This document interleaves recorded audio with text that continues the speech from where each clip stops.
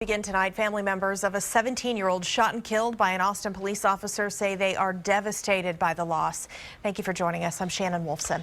I'm Robert Hadlock. Family of David Joseph releasing a statement tonight saying in part, we do not know what led to his meeting with Officer Freeman, but we know that our David should not have been taken away from us. No family should have to suffer like we are today.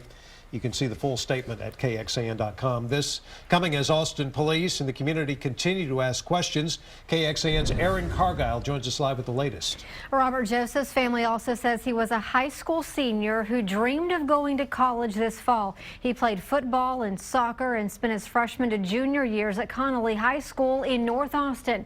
Tonight, I sat down with two of his close friends. I was so shocked. I've never lost a friend. Like, he was almost like my brother. Michelle Aguro and Simone Morales say they have known David Joseph since middle school. The three of them were neighbors and attended Connolly High School together. Every time I come back, I'm like, hey, there's David. He's walking or riding his bike, you know, still around the neighborhood. Like, he's always around. Now they're waiting for answers after learning just a few hours ago their friend was the teenager shot and killed by an Austin police officer.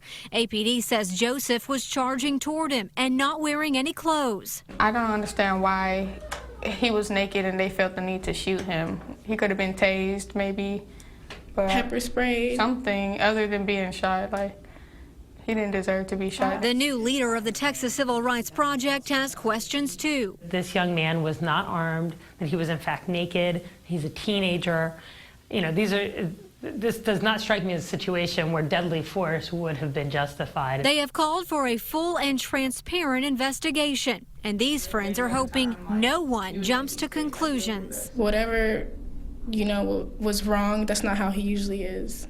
And he knows better. It makes me really upset to, you know, to think, you know, from the, you know, on the outside looking in, they're going to think that he's, you know, some thug. And police are waiting on autopsy results to see if anything was in Joseph's system at the time of the shooting. And there are three different investigations going on. The criminal one, another by Internal Affairs, and a citizens review panel is taking a look at this case. Officer Jeffrey Freeman is on administrative leave. Shannon? Aaron, thank you. This shooting prompted leaders at St. James Missionary Baptist Church to call an emergency meeting tonight.